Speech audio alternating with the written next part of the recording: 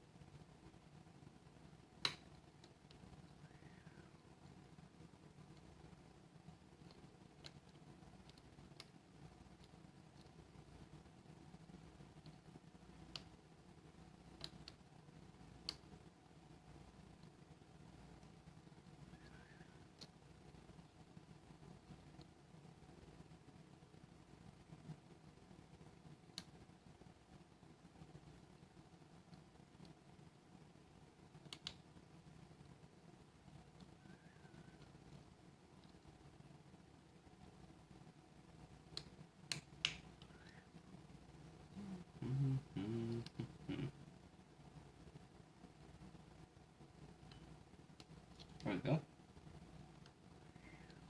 And I do not want to rotate that core.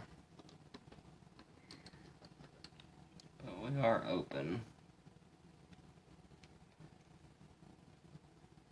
Been told if you rotate that core a full 180, the pins will drop and you will be in a world of a mess. I've had this lock sitting here for a while now. I got it from a good buddy, and I got my American locks around the same time, so I never messed with it until now. That's a pretty fun little pick. It feels like there's some spools in there maybe. But, alright, y'all have a good one.